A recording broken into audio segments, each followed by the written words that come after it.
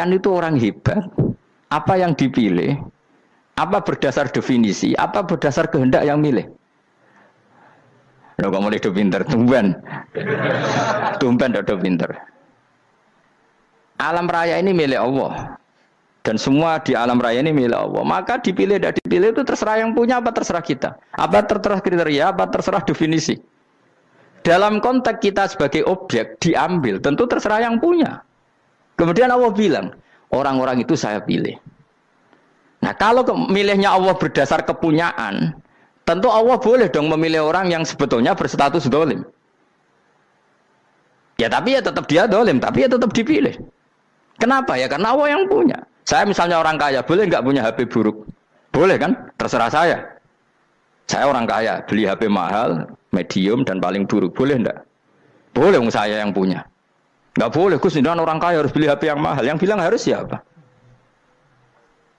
Nah kegoblokan kita ini seperti ini. Nak wong sugih HP ini kudu larang.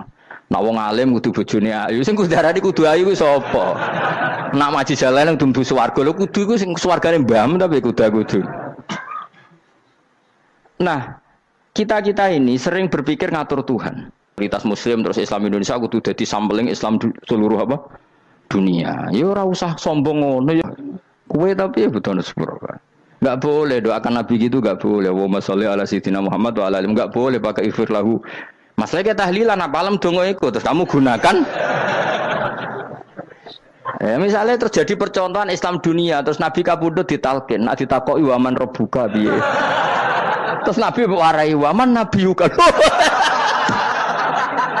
Mesti Nabi yo pro, lah aku Nabi coba takoki. Jadi kita ini sering kumo luhur karena kita mayoritas terus jadi percontohan Ora usah ngono. Paham ya napa? Ndak usah ngono, mayoritas saya, tapi ora usah GR jadi apa? Percontohan internasional. Mungkin kalau masalah Islam damai ya bagus, tapi itu kan tidak hanya Indonesia. Di mana-mana yang Islam damai juga banyak dan yang tukaran juga banyak. Toh yang tukaran nggak pernah maklumatkan diri ini percontohan janda. Ya biasa saja. Saya ulang lagi ya. Maka menurut saya nggak akan benar pendapat Khawarij atau pendapat Islam yang keras bahwa orang dosa besar itu keluar dari Islam. Karena ketika Allah mengatakan kemudian aku pilihkan kitab ini tak kasihkan orang-orang yang saya pilih, itu diantara yang pertama adalah meskipun mereka sebagian tetap zalim. Artinya tetap zalim itu tidak menjadi dia keluar dari status Islam. Paham ya? Sekarang saya tanya, yang dikatakan warga Indonesia itu siapa? Ya siapapun yang bergeografis di Indonesia, lahir sebagai akte Indonesia, ya orang Indonesia. Kemudian ada yang penjahat, ada yang maling, kita penjara. Apa dia keluar dari kebangsaan Indonesia? Enggak kan? Sama ketika orang Islam menjadi zina dan fase koruptor, keluar dari Islam enggak? Enggak. Karena Allah tetap bilang faminhum. Apa? Faminhum. Jelas ya? Wes kayak ngarah Khawarij. Kenapa? Kalau Khawarij cara berpikir itu ekstrim. Setiap dosa besar itu mengeluarkan orang dari status Islam. Oh, itu bahaya sekali. Karena nanti kalau itu iya, kita akan kehilangan banyak orang nopo Islam. Makanya Nabi nanti ngendikan, saya berharap yang nanti masuk surga dari umatku itu separuh, 2/3. Itu kata ulama-ulama. Kalau kita pakai mazhab Khawarij, orang Islam itu tidak sampai 1/3. Karena banyak yang keluar dari Islam. Duwe keris gak Islam, duwe akeh ra Islam, nglakoni jimat gak Islam, nyekel patok gak Islam, dosa gede gak Islam, korupsi gak Islam. Terlalu banyak yang kita usir dari Islam. Lalu kita ngusir atas nama apa? Coba. Kalau atas nama Tuhan, kamu tidak Tuhan. Atas nama wakil Tuhan, Tuhan tidak pernah mewakilkan ke Anda. Orang-orang mandate.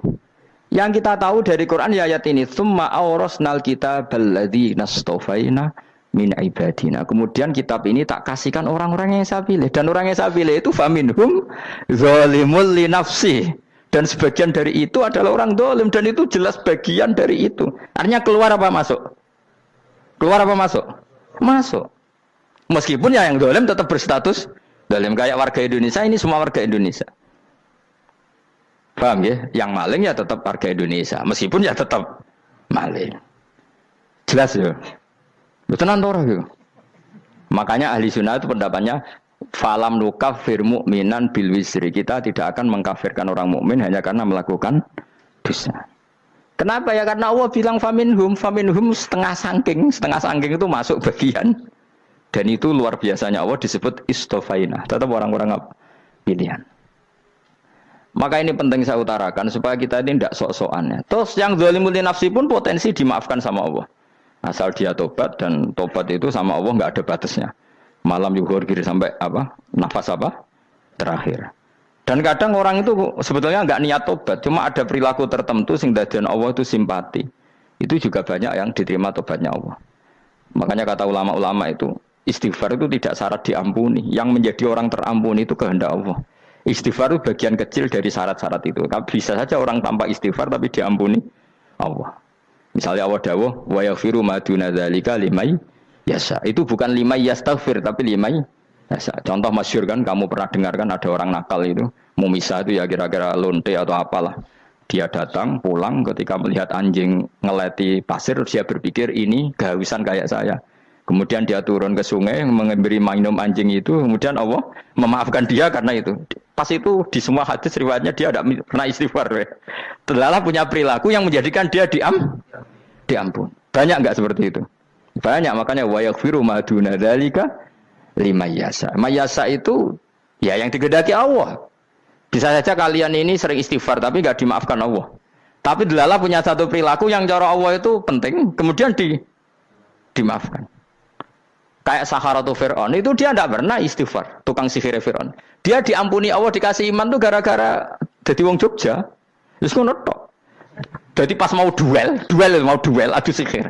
Iku dalah dekne mendingan ya. Qalu ya Musa imma antulkiya wa imma annakuna nahnul mulkin. Monggo jenengan riyen napa kula riyen. Dadi gara-gara dekne didikan Jogja niku. Lah wong ape duel, mestinya tarung itu semakin cepat mengambil kesempatan kan semakin menang. Ini sudah jelas tarung. Ngapunten jenengan riyen napa kula. Lha iku pangeran itu terus simpati. Wong kok sopane ngono apa? Akhirnya Allah memberi iman gara-gara apa? Imma antul kia wa imma annakuna nahnul mulkin. Monggo jenengan riyen.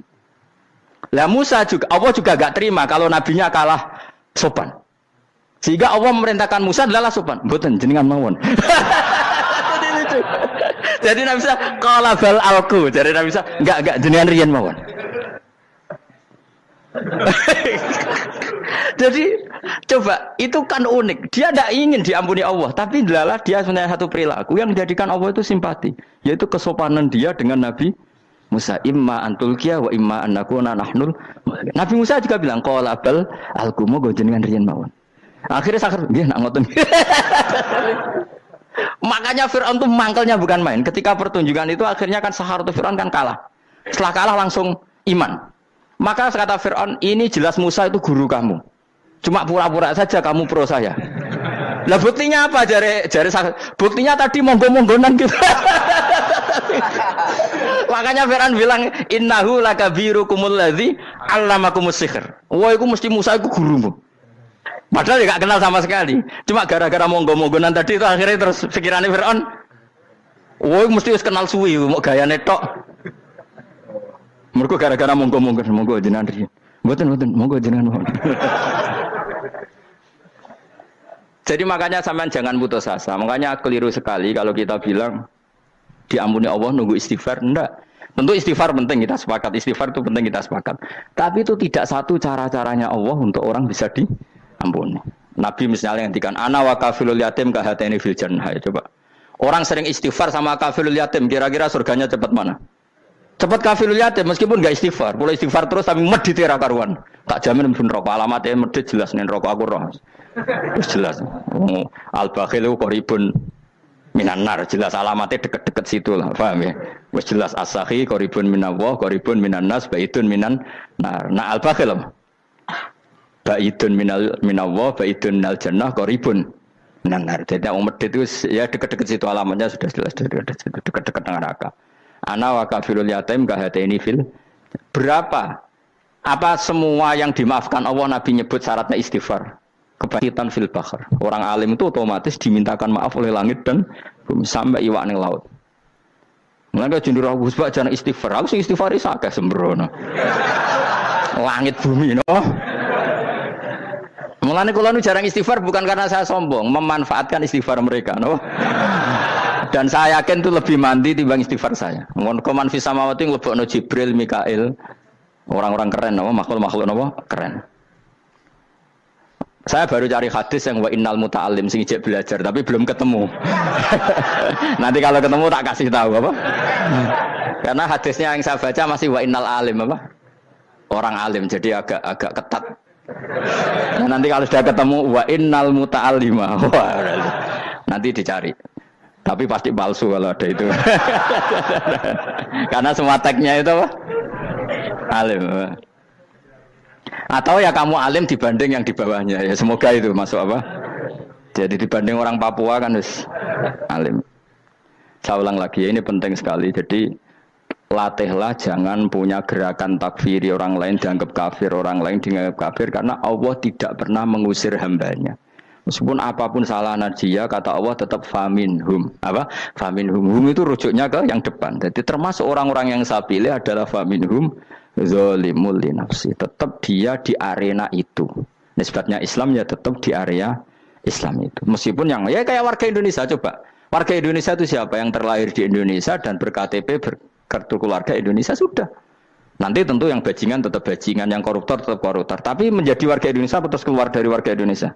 Tetap warga Indonesia. Kira-kira seperti itulah analoginya. Tetap istofaina, tapi tetap berstatus faminhum dalim. Tapi rujuknya kan tetap faminhum ikut setengah sangking alladzina tofaina. Mulane ngaji sing tenanan. Kowe ora usah anut khawarit. Khawarit itu apa ngamukan. Sidik-sidik wong liya salah yo apa-apaan. Loh saya juga mangkel be wong dalim. Semua orang soleh mangkel be wong dalim, tapi ya dihukum saja. Misalnya dalam Islam ada qisas, ada had. Ada hadul qadzaf, hadus sariko, ya hukuman saja, tapi hukuman itu tidak bisa menghilangkan status. Ya sama seperti manusia tetap manusia, meskipun apapun dia ya manusia. Ya tadi misalnya manusia itu siapa? Ya manusia itu ya manusia. Terus kamu bikin orang yang standar ideal manusia adalah yang berperilaku baik, yang nggak pernah salah. Kemudian kalau Zaid itu maling berarti tidak manusia. Terus barangnya apa? Ketek. Tidak bisa, makanya kembali lagi dinul aja. Kamu bikin definisi manusia itu tidak usah seangkuh itu. Manusia seperti ini manusia ya sudah, maling ya manusia, orang soleh ya manusia, orang sedengan ya manusia. Lelaki itu apa? Yang punya alat kelamin penis itu lelaki titik sudah. Sehingga nanti warisannya ya dia lelaki. Sholatnya dia bergaya. Kamu tidak usah bilang gini, lelaki adalah yang cakap memimpin, yang maco, yang kuat. Jika kalau tidak seperti itu namanya perempuan. Terus kamu membolehkan yang seperti ini jadi makmumnya perempuan. Imamnya perempuan sing maco. Kacau enggak kalau agama nuruti logika-logika itu? Enggak jawab aja. Kacau. Lalu lucunya sekarang banyak kecerdasan yang mengarah ke sana. Makanya agama ini jadi kacau. Karena sudah ada dinul ajais. Agama ini agama ummi. Ya agama ini agama ummi. Kata Allah huwallazi ba'atsa fil ummiyin. Ummiyin itu lugu-lugu itu polos. Jadi kalau orang polos misalnya gini, ini apa? Kira-kira kalau jawab orang polos ini, jam. Bagus kan jawab jam. Jam untuk apa? Penunjuk waktu ya sudah seperti itu. Tapi kalau orang engkek, ini itu apa jam? Itu barang murahan. Bulat kan oleh jawab. Mau numpak mobil carry itu apa? Itu black melaku. Yang mobil itu Alphard. Jadi kacau. Enggak boleh agama dibawa ke sana. Apa? Agama di sana dibawa ke sana. Nah itu madzhabnya ahli sunnah apa? Wal jamaah. Ketika Rasulullah ngendikan la yu'minu ahadukum hatta yuhibba li akhi, ora kok diarti ini ora iman. Jika yang menyala itu tidak iman, tidak seperti itu cara mengartikan ahli sunnah wal jamaah. Karena status tidak pernah hilang. Yang hilang hanya kesempurnaannya. Paham ya? Kesempurnaan kita jadi manusia hilang karena kita maling, karena jadi koruptor. Tapi tetap kita manusia. Kesempurnaan kita sebagai orang mukmin hilang kalau kita fasik. Tapi kita tetap mukmin. Paham ya? Makanya setiap hadis gitu kata ahli sunnah la yu'minu imanan kamilan. Wis dong ya. Dong. Ya terus alhamdulillah subhanallah. Ya doa alim mas malam 12. Malam Lailatul. Aku kadang yang melok goblok aduh. Saya tuh sering dididik sama bapak saya, sekumpul wong akeh kudu melok goblok guys. Makanya bapak itu kalau ada orang pidato, bapak kan juga enggak suka pidato juga, tapi ya kerso kadang-kadang, saya pun kadang-kadang kerso. Asal sing ngutus pernah guru, pernah sepuh kadang kerso. Nah, bapak nak bahas pengajian ngomongin balik dari bapak, malah bingung ngomong apa wae. Coba kita dengan PD-nya bilang Lailatul Qadar itu 21 sampai berapa? 29. Lailatul Qadar. Warna iki malam Lailatul Qadar. Lalu Lailatul Qadar keren tuh karena apa coba? Karena nuzulul Quran. Lalu nuzulul Quran tanggal 17. Lalu Lailatul Qadar tanggal berapa? Oh, ada nih. Alhamdulillah. Tapi ini jangan jadi keiskalan yang masih sudah difitnah itu. Cara Gus Bak, ya cara Gus Bak, cara Quran ngawur gitu. Sembrono. Memang aku tidak pendapat tentang Quran, ya dan ayatnya seperti itu. Maka yang benar, Lailatul Qadar itu kata ulama-ulama dulu, orang yang beramal soleh, ya itu sudah anggap saja dapat Lailatul Qadar. Ora usah ndelok esuk-esuk ndelok srengenge blerengen ta ora. Nek ora blerengen berarti untuk Lailatul Qadar. Jan mendung kan blereng iki. Terus bengi angite sayup-sayup. Anggere dini hari ya sayup-sayup blok-blok aneh-aneh wae. Lah nek pikir segoyo ora, berarti wong laut gak tarah untuk Lailatul Qadar. Mergo segoro kidul langine bianter. Lah nek ning Dieng ya mesti sayup. Mau angin ndok gunung wis kesel dadi ora sayup-sayup. Gawe ukuran ojo ngono, gawe ukuran ngono rak wong Dieng luwih ngrasa entuk Lailatul Qadar timbang wong segoro kidul. Segoro kidul angine apa? Buanter. Padahal alamate piye? Sayup-sayup. Mana-mana. Maksudnya alamat ngono iku ora ngono, maksudnya ayat iku Kanjeng Nabi mbadhawuh ngono, maksudnya ora ngono. Wes dong ya. Ayo Lailatul Qadar tanggal aku seneng wong bodho. Kowe enak urip wis happy no? Happy. Ya saya ulang lagi ya. Jadi kejati dirian itu tidak bisa hilang dengan standar keidealan. Yang hilang itu standar apa? Keidealan. Misalnya kita maling, ya eman lah sebagai orang mukmin kok maling. Warga Indonesia kok kriminal tuh eman, tapi dia tetap orang Indonesia. Orang Islam tetap Islam meskipun dia fasik. Sebab itu Allah ngendikan faminhum zalimul linafsi. Sebagian dari orang yang saya pilih dia adalah orang dolim. Ya dolim saja. Kamu jangan kamu katakan kafir ya dolim saja. Dolim kira-kira maknanya kurang ajar, kacau, kriminal. Tapi kan tetap dia orang Indonesia. Paham ya? Tetap dia orang Islam. Tapi Islam yang dolim. Ya seperti saya sering cerita. Saya pernah ketemu orang alim melaku di Tuban. Iku pilih tanggamu. Wong Islam kok do kumat. Umat Islam kok do mabuk.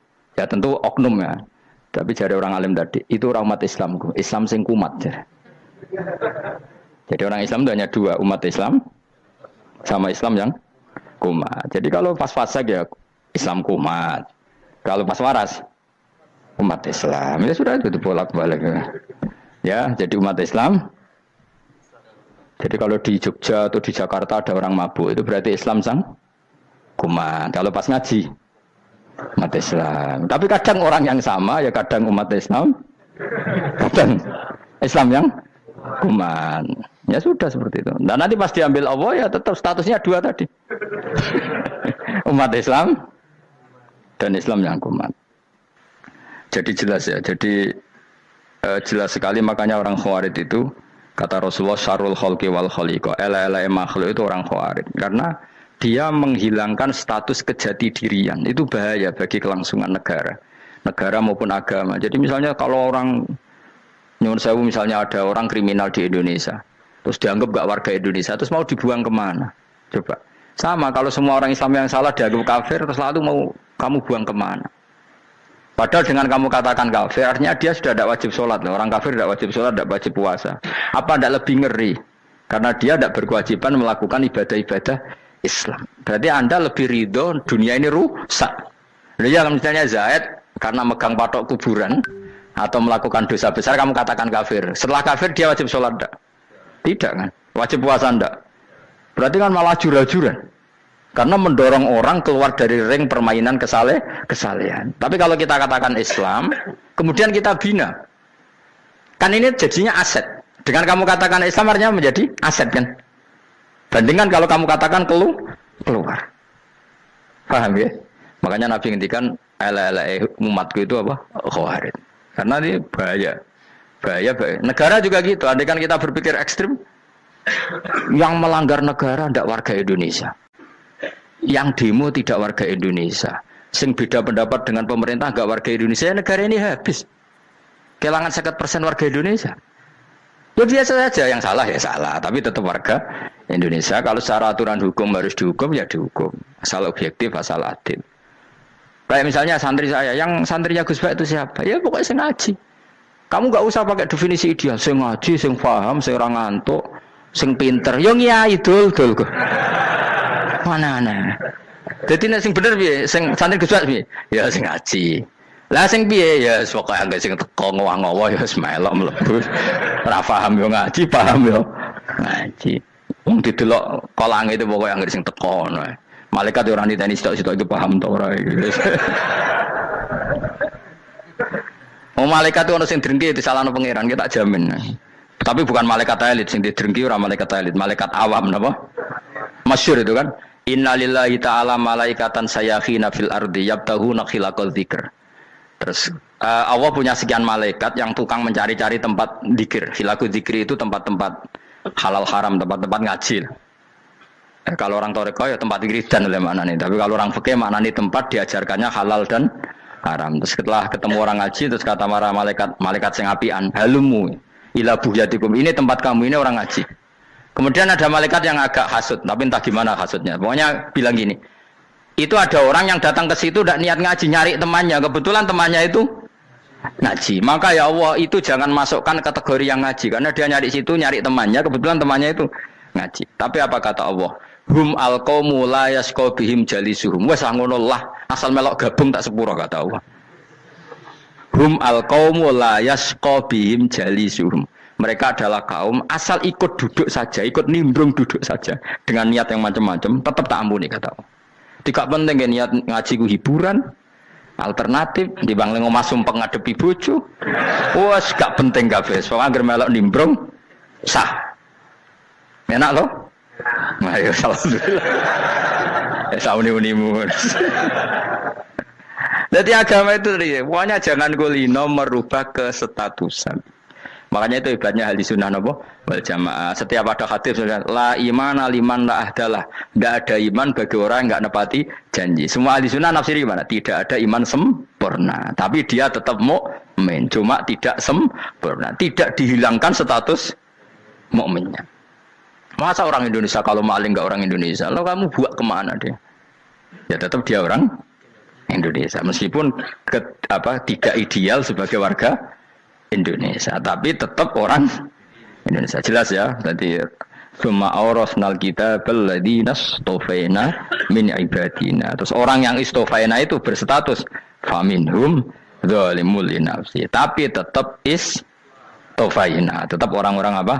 Pilihan. Karena kita alhamdulillah apapun fase kita dipilih Allah menjadi orang Islam. Alhamdulillah alladzi hadana li hadza ma kunna linahtadiya laula an hadana Allah. Dan kita alhamdulillah dengan segala kekurangan kita tetap dipilih Allah menjadi muslim. Ora terima muslim pembawa jalalan, enggak keren ta Mas. Jasa napa? Jasa. Muslim pecinta Lailatul Qadar. Meskipun salah tanggal. Ayo gumun wae wong. Gak tau mikir ono to kan? Iya, soalnya aku lah ya yakin itu Qadar tanggal 21. Karena suara mayoritas suara Tuhan.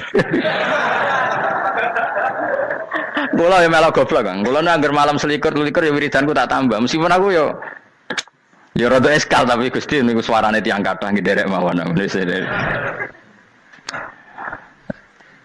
Oh, inna anzalnahu fi lailatul qadar. Quran itu tak turunkan pada malam. Jadi normalnya Lailatul Qadar itu berbarengan dengan malam. Tapi ya serasa bu imani biasa lah. Yang mari fitnah, mari wah. Nah biasa. Yang jelas Lailatul Qadar itu bisa kapan saja. Nah ulama dulu bilang ya bisa kapan saja. Cuma kata ulama-ulama bisa saja diturunkan di tanggal itu. Ya bisa itu karena memang nuzulul Quran itu kan tidak semuanya di tanggal 17 sebetulnya. Jadi di mana-mana itu ada simbol-simbol yang dipakai. Istilahnya tanggal 17 itu simbol. Memang kebetulan ada yang tanggal 17. Tapi kita tahu kan yang turun di Haji Wada juga banyak. Coba Haji Wada tanggal berapa? 9 Arafah. Bulan apa? Dzulhijjah. Dan banyak ayat turun Isra Mi'raj misalnya. Ayat Isra Mi'raj turun bulan apa? Rejab kan? Ibu yang ngaji dorah hatam kecangkeman. Jadi Quran itu tidak hanya turun di Ramadan. Ya biasa saja. Makanya Kayak saya itu kan biasa ngaji Quran, ya setiap saat anggap Lailatul Qadar. Cuma kita ya ikut umumnya orang, Lailatul Qadar itu tanggal 21, 23. Aku lah senang malaikat sing bagian panitia itu ben jelas fokus di tanggal itu. Tapi kamu jangan pernah berpikir menafikan hari-hari lain bagi ulama tertentu, bagi wali-wali tertentu. Mereka ngalami Lailatul Qadar kullalaila. Banyak wali yang bilang, saya ngalami Lailatul Qadar kullalaila. Maksudnya, karena kullalaila zaman Nabi itu pernah dituruni Quran. Dan semua itu artinya Lailatul Qadar. Tapi tentu ada simbol. Kayak kemerdekaan Indonesia itu dimulai tanggal berapa? 17 Agustus. Sebetulnya ya enggak. Ketika Jepang kalah itu ya sudah merdeka. Dan daerah tertentu sudah lama dulu merdeka kayak Aceh. Karena dia tidak merasakan dijajah Belanda. Daerah tertentu ada setelah diproklamasikan tetap berjibaku dengan penjajah. Banyak enggak ketika diumumkan kemerdekaan masih yang berjibaku ngelawan penjajah? Banyak. Tapi kita butuh simbol. Jadilah kita ngambil 17 Agustus. Ngono kok ra iso. Jadi tanggal itu ada tanggal hakiki, tanggal simbol. Meskipun yang hakiki ya simbol, simbol ya hakiki. Dong ya? Alhamdulillah. Ayo kok pinter aku yo. Maksudnya ben kulino mikir, ben urip itu gak glonyar-glonyor ora jelas. Wah, kalau semoga goblok barokah menang itu. Karena saya itu kenapa kok tahu goblok barokah itu gini ya. Satu supaya saya tidak takabur ya. Saya akan kecelok wong alim berat takabur. Dua aja wong goblok ya ono pinter ya, Mas. Kaya wong iku lho, kaya wong naik apa jenenge? Naik jambian lho, 17 Agustus apa? Apa? Targane apa? Panjat Pinang. Itu kan nilainya hanya berapa yang di atas kira? Kalau di sini berapa nilainya? Ini kalau diberikan diuangkan. 1 juta ada. 1 juta. Bagi penonton tuh kan gini. Cek goblok ya demi duit 1 juta grebotan kayak gitu kan gini. Wong barang angel kok dilakoni. Goblok banget kan gitu jare sing ra melok. Tapi ya delok ku seneng.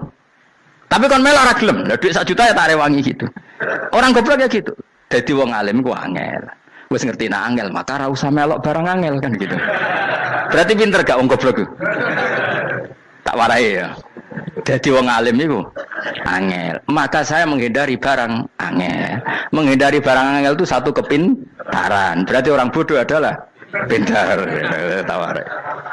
Jelas ya. Jelas ya. Alhamdulillah. Makanya kula niku kadang kok pinter kowe mbak aku.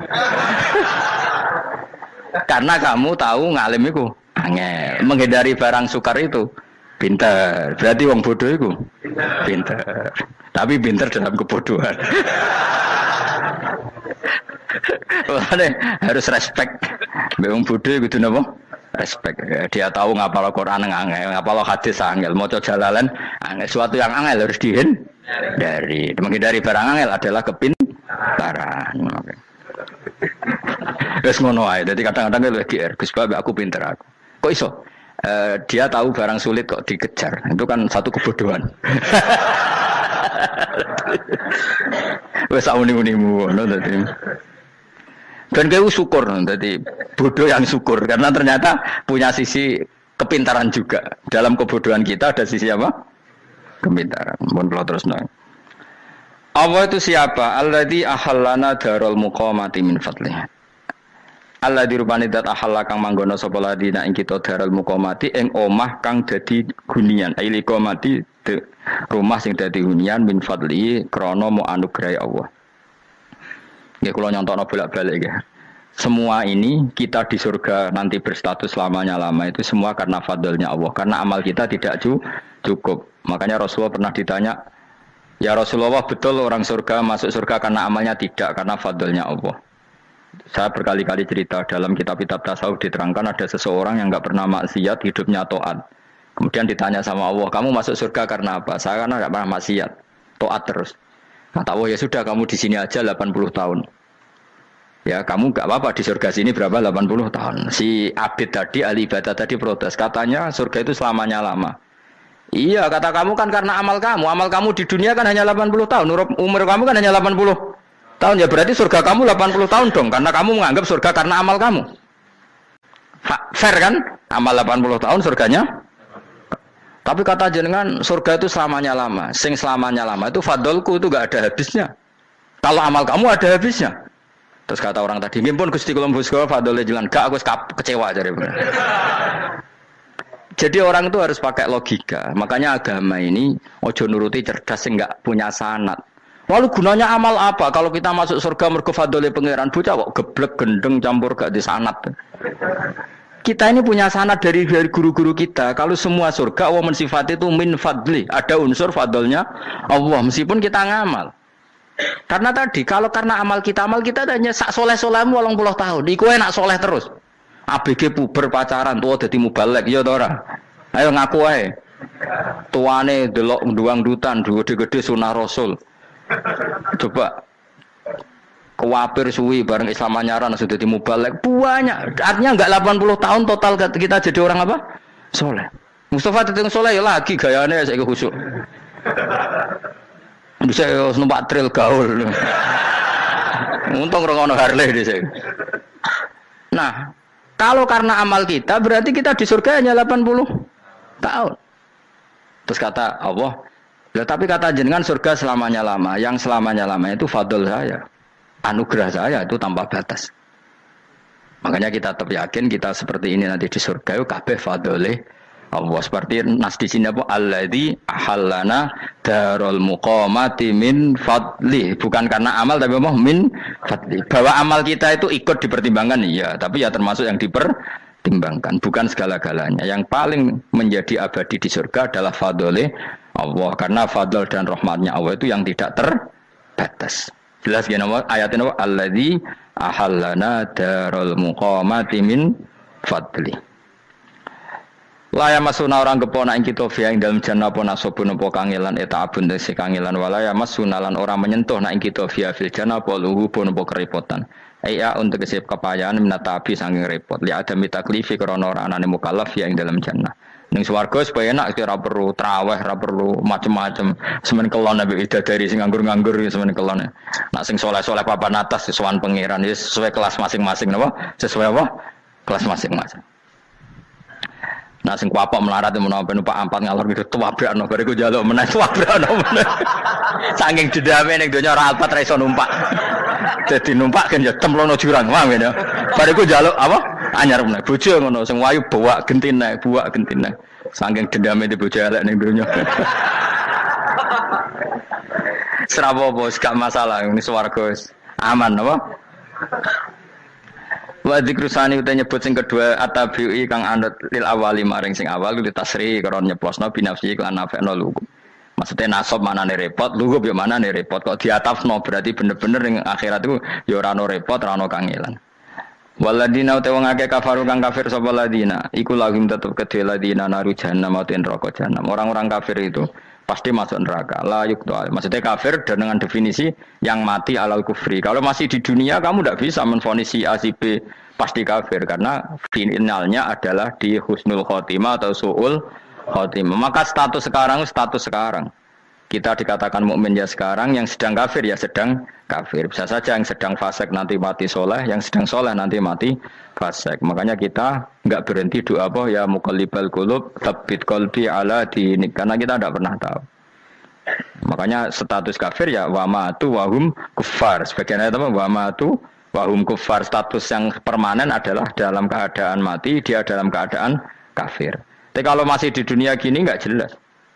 Makanya saya suwun ya, kalau kita harus toleransi sebagai warga Indonesia, kalau kamu orang alim, toleransi atas nama agama, karena yang sedang kafir pun tidak jaminan selalu kafir. Jadi kita tidak perlu musuhan, karena memang semuanya tidak mesti. Ya itu kalau atas nama nopo agama. Kalau atas nama negara ya memang kita berkawan atas nama sama-sama bangsa nopo Indonesia. Kalau atas nama agama ya memang nggak mesti juga. Bisa saja mereka husnul khotimah, kita tidak pernah tahu. Makanya Allah bilang wa qulu linnasi apa husna, dengan siapapun yang baik. Lah soal nak diperangi kita perang ra kudu wong kafir. Lah pelah dibaca wong Islam ya males nah. Lagi meneng ae disembelih. Wah. Ya soal itu kan bab sial, bab mempertahankan apa diri. Itu udah harus dengan orang apa? Kafir. Misalnya ada penjahat mau membunuh istri kamu tentu dibolehkan Islam melawan. Paham ya? Makanya di kitab-kitab fikih diterangkan ada bab di mana harbi itu kafir yang melawan kita itu boleh kita lawan. Tapi kata sarah itu udah harus kafir. Dalam konteks apa? Kita mau digarong orang atau istri kamu mau diperkosa orang ya kamu wajib melakukan perlawanan. Jadi tidak adifa anil dzali apa adifa anin nafsi. Makanya Nabi mengatakan mangkutila duna mali bahwa syahid. Jadi itu kan disiplin fikih. Makanya ngaji ya. Makanya tatus soleh juga gitu. Orang soleh yang sedang soleh nggak boleh kumo luhur, bisa saja suul khotimah. Kita punya cerita banyak. Misalnya Khalid bin Walid, Wahsy itu kayak apa Nabi bencinya sama Wahsy karena pembunuh Sayyid Hamzah. Tapi dia mati husnul khotimah. Sa'labah yang punya gelar merpatinya masjid karena selalu itikaf malah suul khotimah. Kita tidak pernah tahu. Dan tidak pernah tahu itu bagus. Karena menjadi mawas diri, menjadi tawadhu. Tawadhu itu ekspresinya macam-macam. Boleh ada ya ulama yang ini cerita aja ya. Ada ulama yang mau dicucup. Alasannya didik santri atau masyarakat biar hormat sama orang alim. Itu ya benar. Ada ulama yang nggak kerso dicucup. Alasannya saya sendiri untuk melawan ujub saya, keangkuhan saya, kesombongan saya. Ini namanya istihad. Boleh, bebas. Orang boleh. Kenapa? Istihad. Abdul bin Mas'ud itu nggak senang punya santri nderekno dia. Karena kata beliau, dillatan ditabe wa fitnatan lil mabuk. Yang nderekno itu hina, dia khawatir kumo luhur. Apa? Kiai kalau kelamaan di nderekno itu kan kumo luhur. Kadang gawa rokok era gelem, ono sing gawakno. Bahkan nyumet era gelem ono sing nyumet. Padahal kok film geng Cina ae. Geng Cina kan bodoh kan. Kadang kene bangga wong kok geng Cina kok apa. Tapi banyak juga ulama yang mau biar gue iling-ilingan di enggak apa-apa, semua itu istihad. Kenapa semua itu enggak apa-apa kita. Makanya saya itu ya kadang salaman, kadang enggak. Karena istihad kita banyak. Uwais Al-Qarni itu nggak mau salaman, bukan karena dia menolak salaman, dia takut kalau ada tradisi begitu orang dicucup-cucup terus sombong, itu juga bahaya bagi yang dicucup. Tapi ya salaman tetap sunat, kita tetap yakin salaman itu sunat karena mendidik anak atau masyarakat hormat sama orang alim. Tapi kalau itu terlalu masif, nanti orang yang abal-abal menjadi keangkuhan. Delok wong sakmenake nyucup aku kabeh, keren gak? Keren apa nih? Soalnya jangan ditakdir pun rokok aneh-aneh. Enggak ada yang keren di dunia. Yang keren adalah makanya Salman Al Farisi ketika dia sukses menaklukkan Persia itu mau syukuran. Kata Salman Al Farisi, enggak Jong. Kalau saya nanti masuk surga, saya mau syukuran. Tak undang namanya. Kau juga punya rencana syukuran di surga. Nanti tak undang sama. Dan enak kan enggak usah biaya undang. Pesta besar-besaran. Enak seneng dugem-dugem ning kono ora ono maksiat. Sekono go babonmu, widadarimu go. Piro kan widadari ora jare 70. Piro Mas? Oke rencana piro Mas? Piro? Rukun 70 Mas. Nanti tak undang. Saya punya rencana, pokoknya sekali masuk surga bersyukuran besar-besar. Kayak tak undang ra ono berarti ning neraka.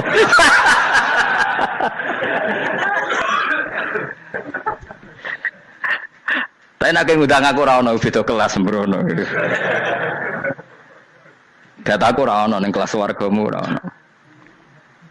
Kata Salman Al Farisi gini, kamu ndak usah muji saya kan dia dipanggil ya Karim, kamu orang terhormat kan. Kata Salman Al Farisi, in dakhaltul jannah fa ana karim wa in dakhaltun nar fa ana laim. Jadi saking sopannya ashabu Rasulillah itu ada yang dipanggil ya Karim aja ndak mau. Tunggu Jung ya, panggilan itu sematkan saya nanti ketika saya masuk surga. Kalau saya masuk surga fa ana karim, saya berstatus orang mulia. Tapi nanti kalau saya masuk neraka fa ana laim, saya orang yang terhina. Jadi dulu ashabu Rasulullah seperti itu. Terus ada ulama yang melawan nafsunya macam-macam. Misalnya saya milih jarang ada sowanan, saya dapati senang banyak santri sowan. Tapi bukan karena benci enggak. Karena saya takut sebagai orang yang sangat terhormat. Saya ngaji di mana-mana suka yang enggak usah pakai kursi, guling-gilingan kalau saya dan kamu setara. Saya sebenarnya bisa aja minta kursi tinggi koyok ketua MK. Banyak kan ngaji nih serapati ngalim dari gue kursi ning dhuwur santri ning ngisor gua ya nek wong pinter-pinter.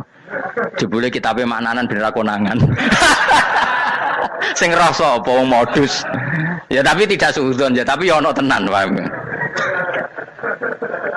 Tapi kalau saya cara berpikir sederhana, kita kan sama-sama umatur Rasulillah, ya sudahlah hadin sawa. Lho andai kan kamu sanggup maca kitab ya gentenan ra masalah. Kadang dia moco aku ngrungokno, kadang aku moco enggak apa-apa. Nah ono sing wani. Tapi sekali salah tak lorot nah. Jadi dulu sahabat itu biasa. Ada yang cara ekspresi tawadhu kayak Uwais Al-Qarni enggak mau salaman karena takut dicucuk.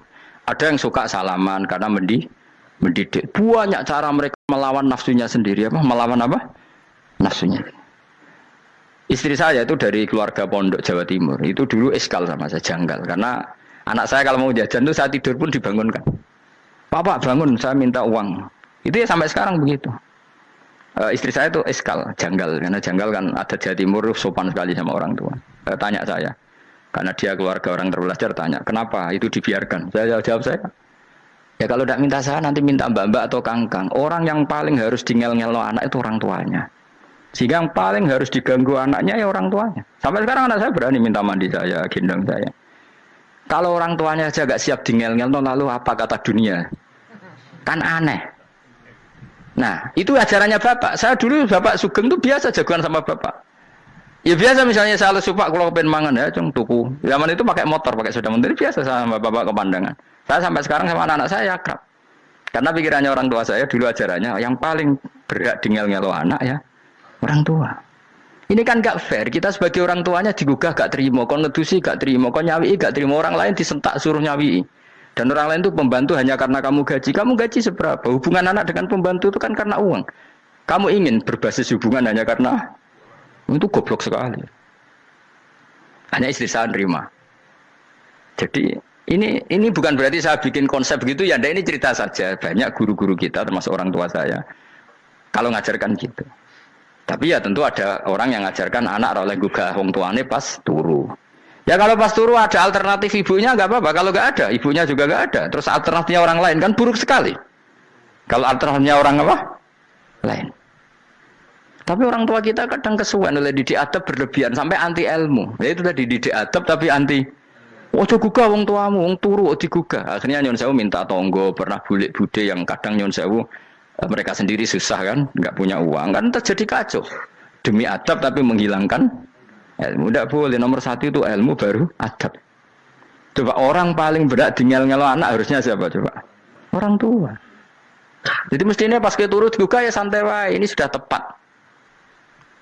Nah kecuali ngelama, artinya ngelama itu sudah jajan minta lagi lah itu kan ada ukurannya, tentu ada apa?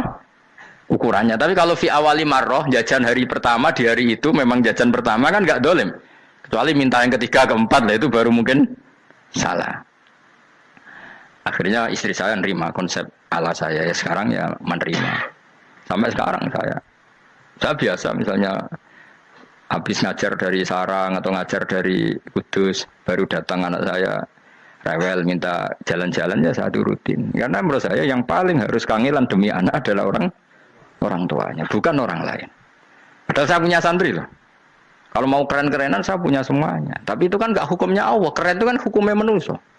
Di santri terus dia ini berhak ngongkon. Ini kan hukumnya manusia. Hukumnya Allah ya gak ada. Hukumnya Allah ya wong tua, be anak-anak be wong tua.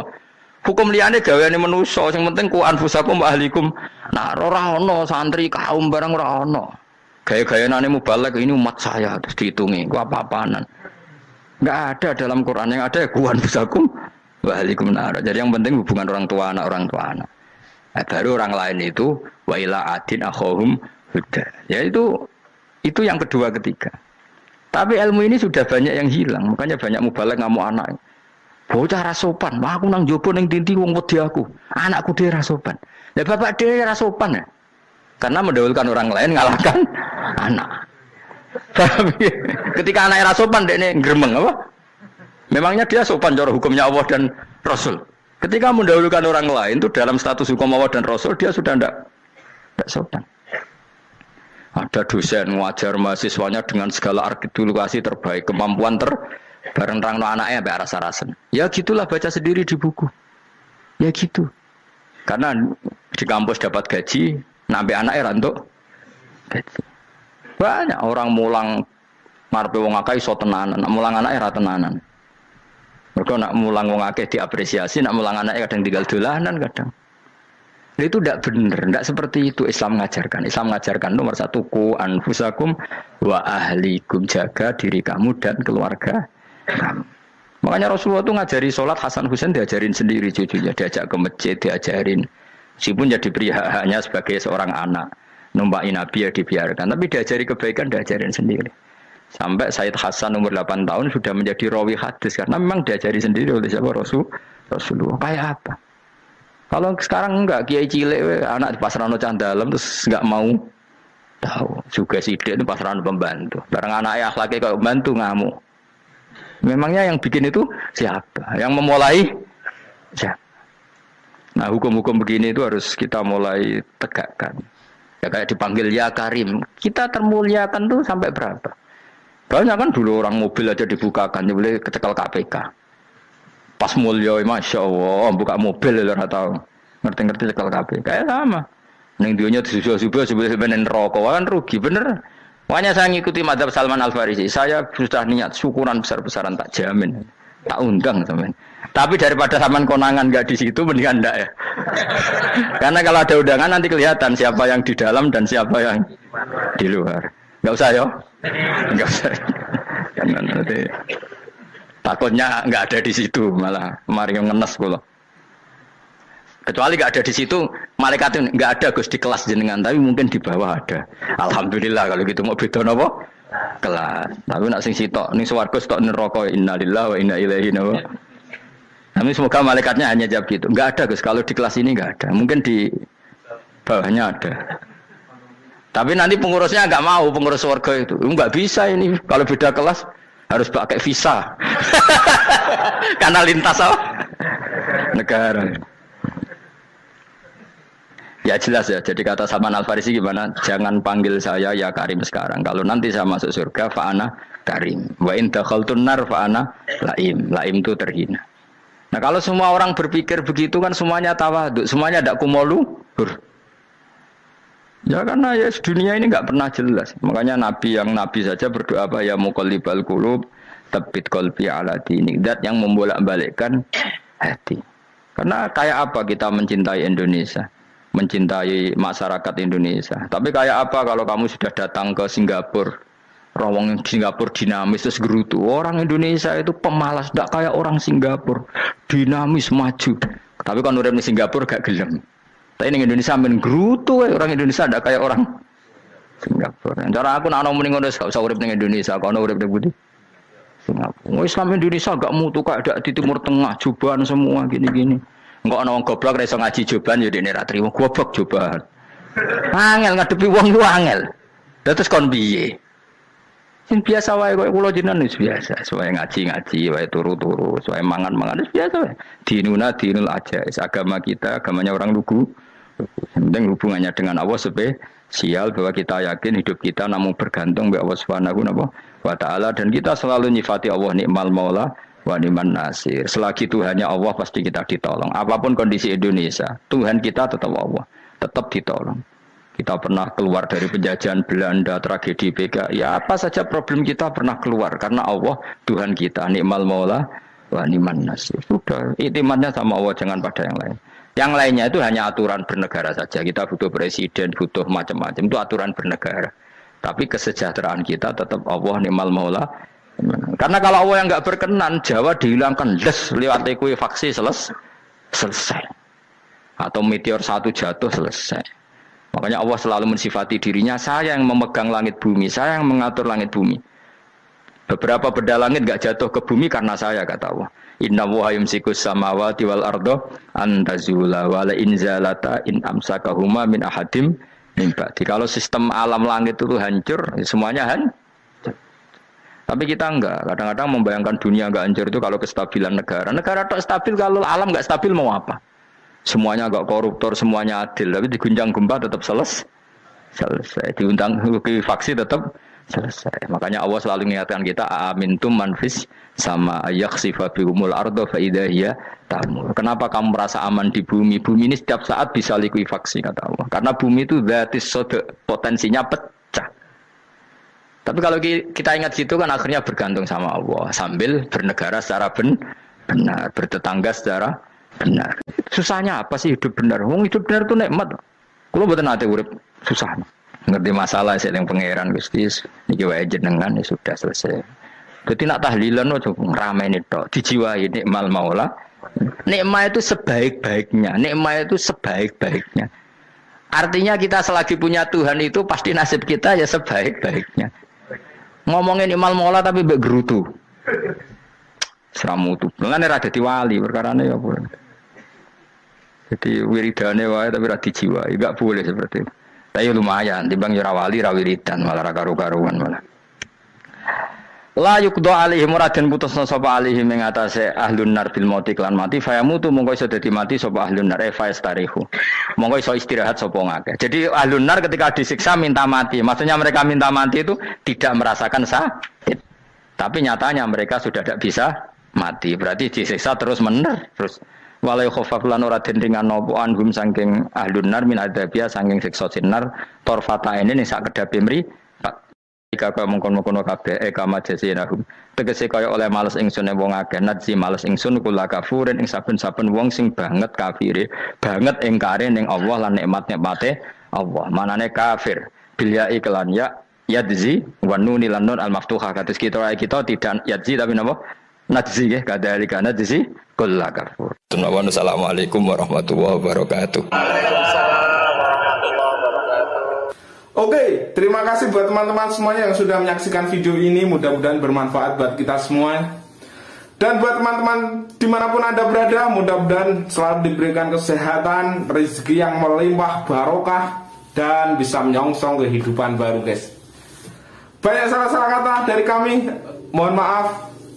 Wassalamualaikum warahmatullahi wabarakatuh. Bye-bye.